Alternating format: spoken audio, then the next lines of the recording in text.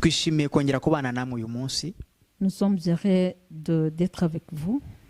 Mbere yuko dukomeza reka dusenga Imana. Avant que nous continuons, on va prier. Ndasenze mu izina rya Yesu Kristo. Je prie au nom de Jésus. Ndasabye umugisha imbere yawe Mana. Je te demande la bénédiction, Seigneur. Duha umugisha mu buryo bw'umwuka no mu buryo bw'umubiri. Bénis-nous, Seigneur, au niveau spirituel et au niveau physique. Umugisha bari kutwumva. Bénis tous qui nous écoutent. Kandi umugisha abakira ijambo ryawe. Et que tu bénis à tous qui reçoivent ta parole. Ndabyizeye Data. Je crois, Seigneur. Kuko nzi ko ushobora byose. Parce que je sais que tu es tout puissant. Mbisabye mu mbaraga zawe n'ubushobozi bwawe. Je demande dans ta puissance Umugisha bakuru n'abato. Que tu bénis les grands et les petits. Mu izina ryawe Yesu. Au nom de Jésus. Amen. Amen. Imana umugisha. Que Dieu vous bénisse. Tugarutse muri cya kiganiro kivuga uyu munsi dufite umutwe uvuga ngo costume y'umuntu w'Imana. Aujourd'hui nous avons le thème qui dit le costume d'un serviteur de Dieu. Costume y'umuntu w'Imana. Le costume d'un serviteur de Dieu. Ntabwo ari izina. C'est pas le nom. Ntabwo ari amagambo. C'est pas les paroles. Ni ibikorwa by'umuntu Ce w'Imana. sont les actes d'un serviteur de Dieu. Ijambo ry'Imana rivuga ngo bazabamenyera ku mbuto zanyu. La parole nous dit on va vous connaître selon vos fruits. Ibyo muvuga n'ibyo mukora. Ce que vous dites et ce que vous faites. Turagendera ku ijambo urukundo. Nous allons parler le mot amour. Urukundo nirwo rwazanye Yesu. C'est l'amour qui a fait venir Jésus dans son monde. Urukundo nirwo uyu munsi rudutera gukunda Imana. C'est l'amour qui nous fait que nous aimons Dieu. Nunkunda uzanyubaha. Si tu m'aimes, tu vas me respecter. Ningukunda nzakubaha. Si je t'aime, je vais te respecter. Urukundo rurimo byose. L'amour englobe tout. Nicyo gisubizo cy'ibibazo byacu. N'urukundo kugira urukundo. La solution de nos problèmes, c'est avoir l'amour. Urukundo rugomba kukuranga mu kazi. L'amour doit te caractériser dans ton travail, mu rugo rwawe, dans ton foyer, mu byo ukora byose. dans tout ce que tu fais. Urukundo rw'Imana rugomba kuba urwa mbere. L'amour de Dieu doit être le premier. Turareba noneho n'ishusho y'umukozi w'Imana mu rukundo.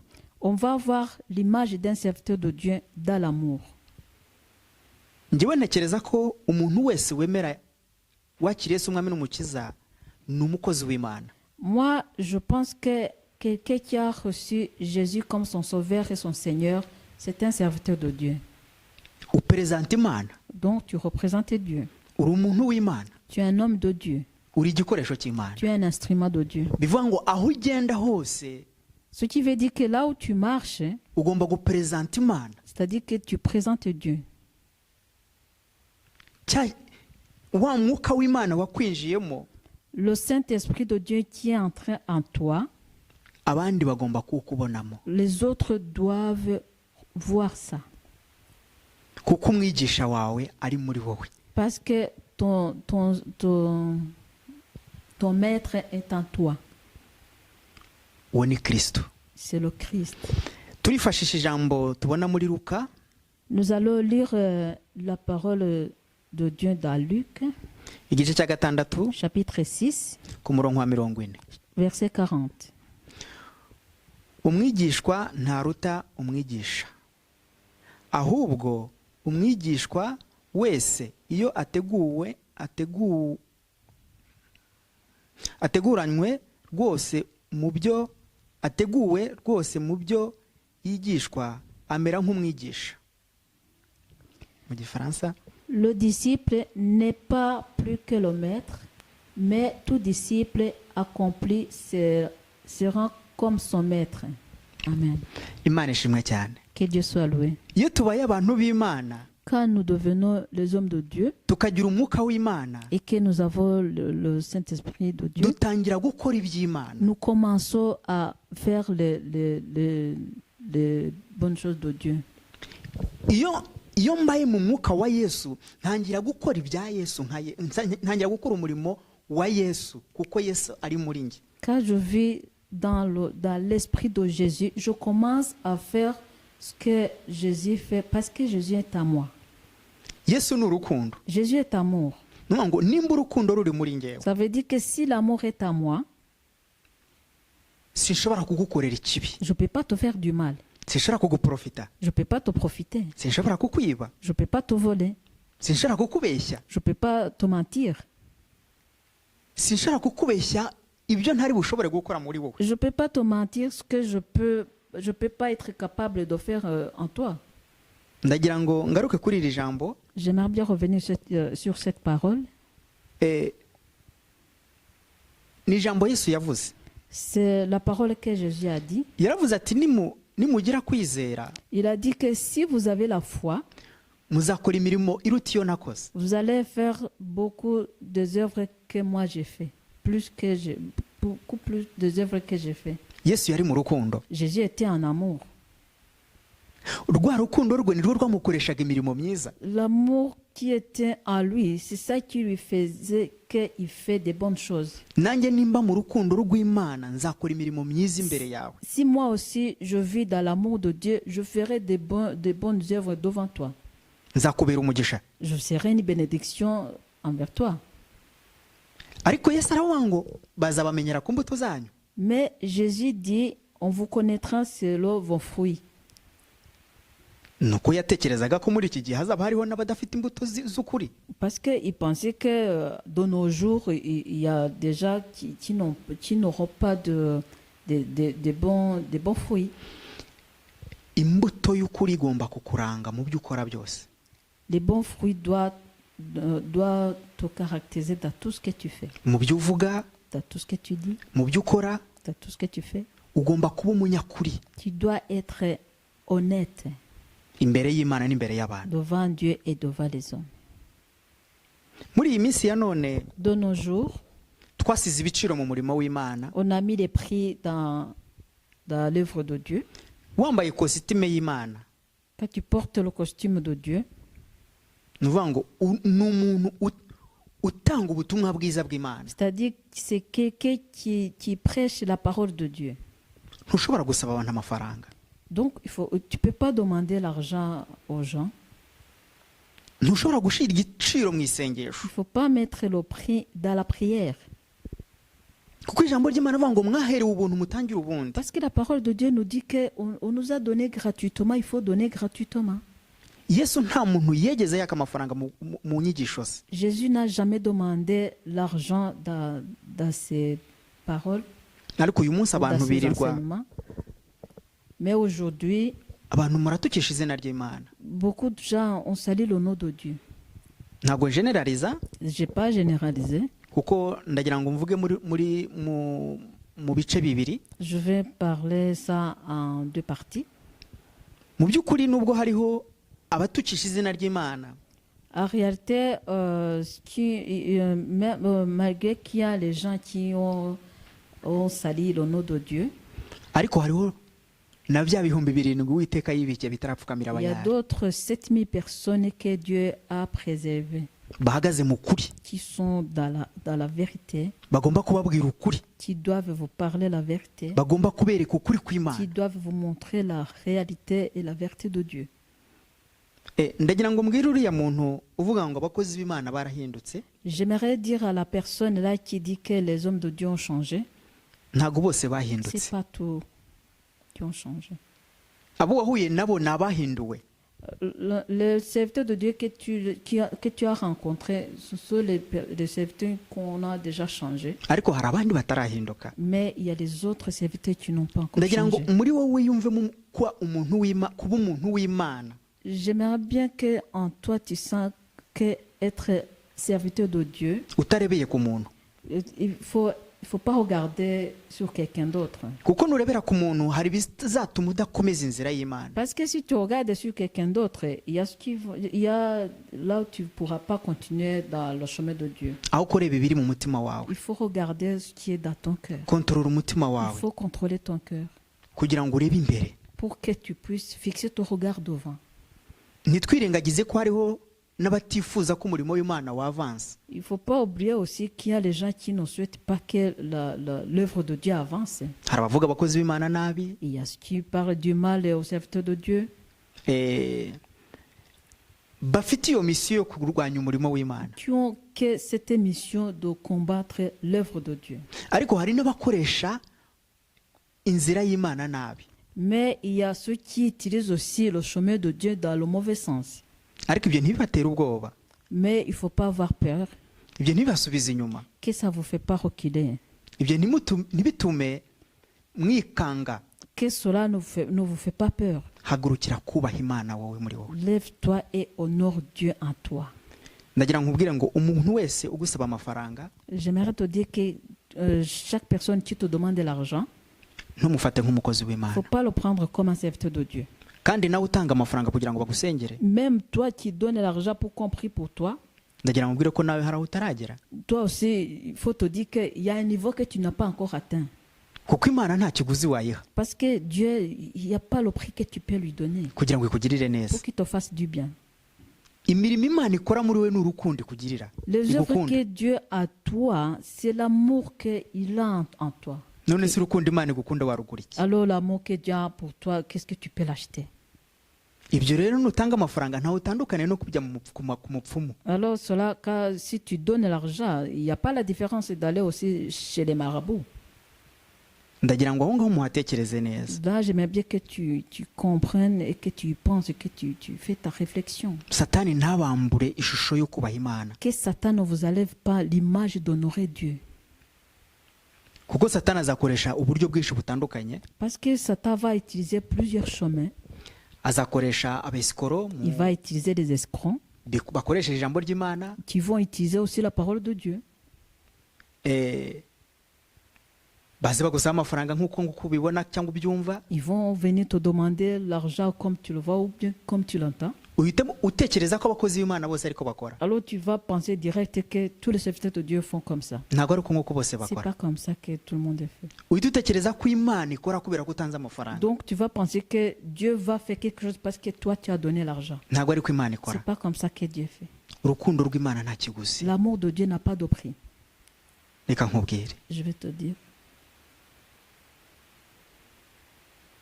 uyu munsi Aujourd'hui, intambwe turimo dutera le pas que nous faisons, ni ugutunga Imana mu mutima wawe. c'est avoir Dieu dans ton cœur.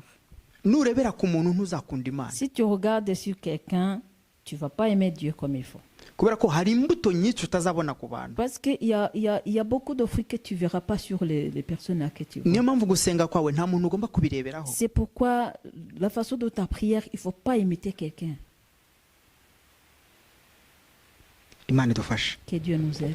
Reka turebe ijambo ry'Imana muri Matayo Nous allons voir la parole de Dieu dans Matthieu kugira ngo twumve icyo ijambo ry'Imana ribitubwiraho. pour que nous puissions comprendre et voir ce que dit la parole de Dieu à propos de ça. Matayo igice cyaho cya 10 Matthieu chapitre 10, verset 7. verset 7. Tuanze dusome 7. Nous allons d'abord lire Numva ko verset 7. ndumva twasoma verset ebyiri. On va lire 2 versets.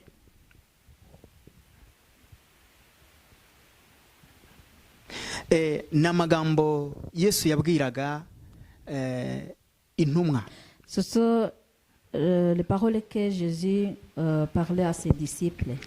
Ku murongo wa 7 aravuga ngo Au verset 7, nimugende mwigishe muti ubwami bwo mu ijuru buri hafi. Mu Gifaransa, allez prêcher et dites, le royaume des cieux est proche. Imana idufashe cyane. Que Dieu nous aide. Ku murongo wa 8, Au verset 8, mukize abarwayi, muzure abapfuye, mukize ababembe, mwirukane abadayimoni, mwaherewe ubusa, namwe mujye mutangira ubundi. guérissez les malades, ressuscitez les morts, purifiez les lépreux, chassez les démons.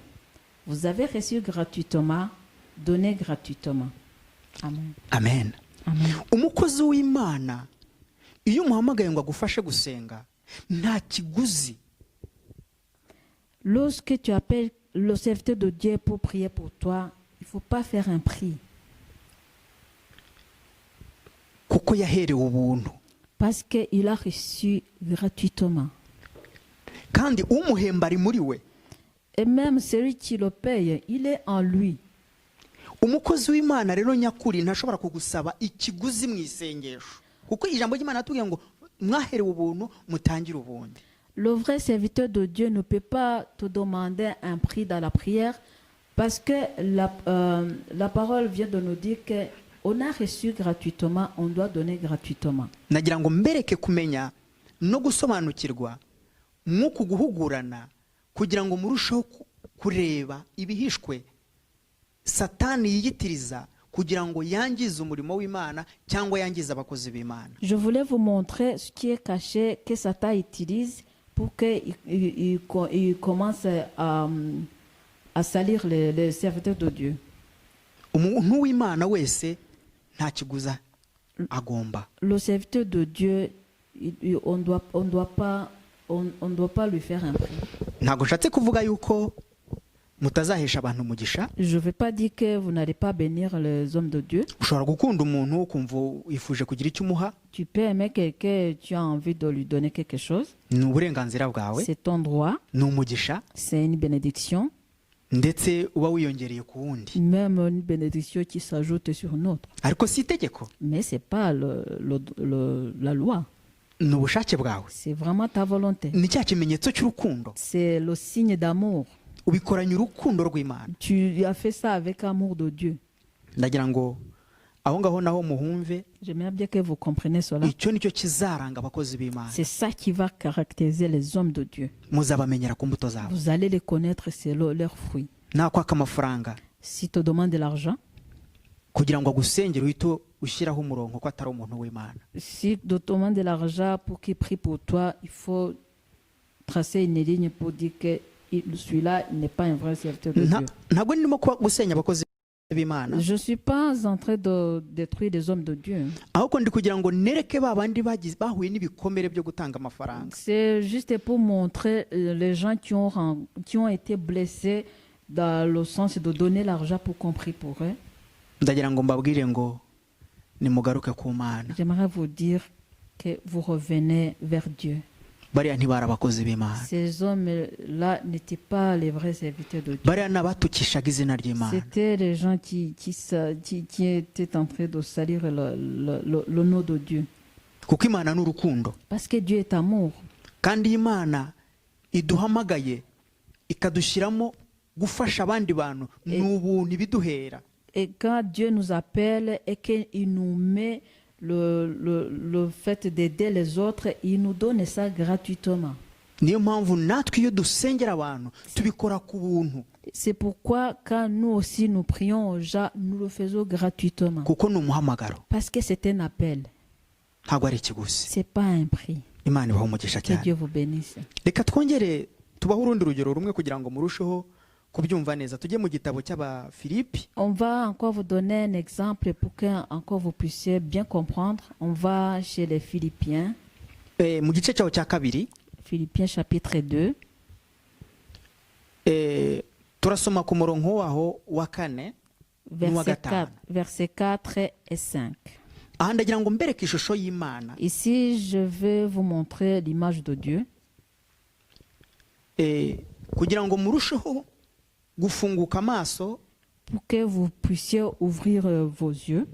Yo kumenya ukuntu Satani piège abantu. De savoir comment Satan piège les gens. Turasoma no igice cya kabiri. Philippiens 2. Philippiens 2. Chapitre 2. Verset 4. 5. Imana ishimwe cyane. Amen. Umuntu wese muri mwe areke kwizirikana ubwe gusa, ahubwo azirikane n'abandi. Mugire wa mutima wari muri Kristo Yesu. Imana ishimwe. Amen. Que chacun de vous, au lieu de considérer ses propres intérêts, considère aussi ceux des autres. Ayez en vous les sentiments qui étaient en Jésus-Christ. Amen. Imana ishimwe cyane. Que Dieu soit loué. Umukozi w'Imana agomba kugira ubumuntu. Le serviteur de Dieu doit avoir un cœur, un bon cœur. Reka ngaruke ku kintu kivuga ngo ntabwo nakitwa umukozi w'Imana ngo nkubone ubabaye nkurekere mu mubabaro. Je vais revenir sur quelque chose qui dit que je peux pas être un serviteur de Dieu et que si je te vois que tu es triste, là je te laisse dans la tristesse. Non. Ntabwo nagusanga mu bukene ngo nkurekere mu bukene n'umuntu Je w'Imana. peux pas te trouver dans la pauvreté et je te laisse dans la pauvreté. Non. Ntabwo nagusanga mu madene ngo nkurekere mu madene kandi n'umuntu w'Imana. Je peux pas te trouver dans les dettes et que moi je te laisse dans les dettes alors que je suis serviteur de Dieu. Non.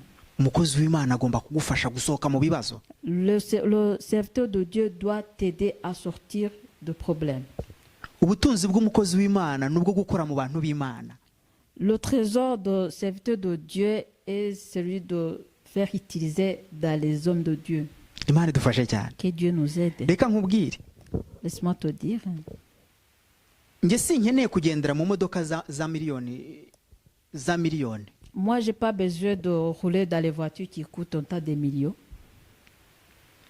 Mu bantu dusenga harimo umuntu ugendesha amaguru. Alors que parmi les gens à qui on prie ensemble, il y en a qui n'ont pas l'abonnement de prendre les moyens de transport. Ça, c'est pas l'amour. L'amour de Dieu, c'est ce qui me considère et qui considère aussi les autres. Urukundo rw'Imana sukugira byinshi ku makonte kugira ibigaragara ibiboneka inyuma. Ahubwo nukugira urukundo rw'Imana indani ukaruha n'abantu. L'amour de Dieu, c'est pas le fait d'avoir beaucoup d'argent sur le compte ou ce qui apparaît ce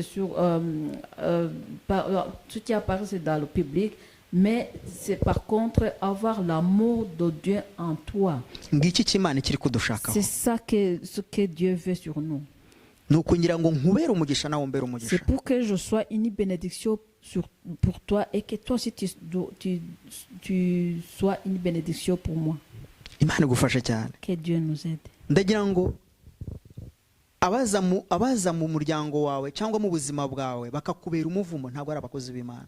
Les gens qui viennent dans ta famille ou bien dans ta vie et qui deviennent une malédiction, ce n'est pas les serviteurs de Dieu. La parole de Dieu nous dit, quand Jésus, le moment où Jésus te trouve, le temps où Jésus te trouve, ce n'est pas le même temps qu'il te laisse. Même, et le vrai serviteur de Dieu, il ne doit pas te laisser comme il t'a déjà vu. Il n'y a pas un serviteur de Dieu, tu dois te mettre dans les tourments. Car l'homme de Dieu te laisse dans les tourments, c'est qu'il n'est pas un serviteur de Dieu. Et toi aussi, quand tu laisses le serviteur de Dieu dans les tourments, tu sais que toi aussi tu n'es pas un homme de Dieu. Les hommes de Dieu doivent être les bénédictions les uns sur les autres.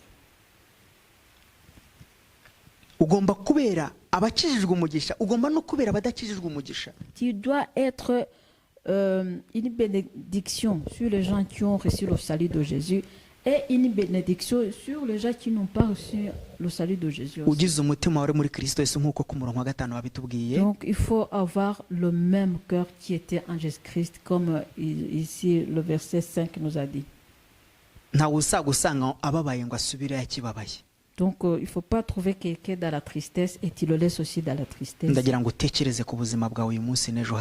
J'aimerais bien que tu penses à ta vie aujourd'hui et dans l'avenir. imana iguha umugisha. Que Dieu te bénisse. Ntabwo ndi buvuge byinshi, Je ne vais pas parler beaucoup de choses. nari nje mbabwira ikositime y'umuntu Je w'Imana, voulais vous dire sur le costume des serviteurs de Dieu. ibituranga Ce qui nous caractérise, ni urukundo, c'est l'amour, ubugwaneza, le bienfait, gushyirana imbere. se mettre devant les uns les autres. Nuko nzamuka ukazamuka, C'est que moi j'avance et que toi aussi tu avances. ntabwo ari ukomererwa neza ngo ahubwo ukomeze undebereho. C'est pas que je sois dans le confort et toi tu ne fais que me regarder. Oya, Non. ahubwo ni ukugufata akaboko nawe ukazamuka. C'est vraiment de te prendre le bras et marcher ensemble. Ngibyo monter ensemble. ibyo Yesu yaje yerekana mu isi, urukundo Voilà Yesu ce yaje que adu- Jésus est venu nous montrer dans ce monde. urwo ni rwo rukundo Yesu adushakamo. C'est ça le vrai amour que Jésus veut en nous. Ibibazo byawe bikaba ibibazo byanjye, Que tes problèmes soient mes problèmes. ibyishimo byawe bikaba ibyishimo byanjye. Que tes satisfactions soient mes satisfactions.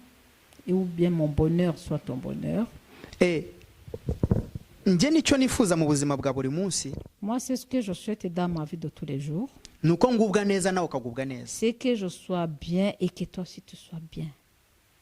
Ishyari ishyari ntabwo ari ikintu kiri mu mutima wanjye, La jalousie n'est pas quelque chose qui est dans mon cœur. numva nta n'ikibanza bifite. Je ne vois même pas je sens que même il n'y a pas la place, il n'y a pas sa place dans mon cœur. Urwango nta n'ikibanza rufite mu buzima bwanjye. La haine n'a pas de place dans ma vie. Umuntu w'Imana wese nta rwango agomba kugira mu mutima we. L'homme de Dieu, le vrai serviteur de Dieu ne doit pas avoir la haine dans son cœur. Hari ibintu bibiri bihindura umuntu. Il y a deux choses qui changent l'être humain. Icya mbere ni ukwimenya, La première chose est de se connaître. icya kabiri ni ugusaba imbabazi. La deuxième chose est de demander pardon. Ibyo byombi nibyo byonyine biguhindura bikakugira umuntu mushya imbere y'Imana n'imbere y'abantu. Ces deux choses-là, ce sont les choses qui te changent et qui te fait un homme nouveau devant Dieu et devant les personnes. Satani amenya ahantu umuntu akorera ibyaha, ariko ntamenya ahantu umuntu yihanira. Satan connaît là où quelqu'un commet les péchés, mais il ne connaît pas là où quelqu'un se repentit. Ndagira ngo aho hantu muhatekerezeho. J'aimerais bien que vous pensiez à cela. Ntugire komporogise y'ibyo waciyemo. Il ne faut pas avoir les complexes de toutes choses que tu as traversées. Ntugire komporogise wibaza ati nakoze ibyaha byinshi Imana ntiyambabara, nta cyaha Imana itababarira Il ne kibaho. faut pas avoir les complexes en disant oui, j'ai fait beaucoup de péchés, j'ai commis beaucoup de péchés, Dieu ne peut pas me pardonner. Tout, Dieu pardonne.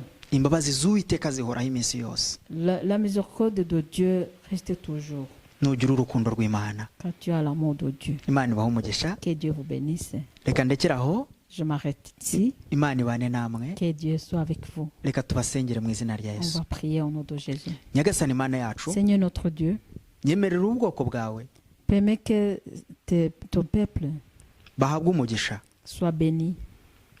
bagarurirwe icyizere, Que tu lui fais encore de nouveau la confiance mu buryo bw'umwuka au niveau spirituel no mu buryo bw'umubiri. et au niveau physique. Aho bikanze, Là où ils ont eu peur, aho batinya abantu, là ils ont eu peur d'approcher les gens, aho bafashwe nabi, là où on les a maltraités, ubagirire neza, que tu les fasses du bien, ubavure ibyo bikomere que tu les soignes. mu Ces izina ryawe blessures, Yesu. au nom de Jésus. Abitwaje ijambo ryawe bagakora ibyangwa n'amaso yawe, Qui ont utilisé ta parole et qui ont fait les mauvaises choses que tu détestes, ndazi ko batahinduye umugambi wawe. je sais qu'ils n'ont pas changé ton plat. Uko wakoraga n'ubu niko ugikora. Comme tu faisais avant, et aujourd'hui aussi tu fais la même chose. Umugisha buri muntu Que wese tu bénis tout le monde. uko akumva n'uko akwifuza. Ou comme il t'entend et qu'il a envie il a une envie en toi. Mu izina ryawe Au nom Yesu. de Jésus. Amen. Amen.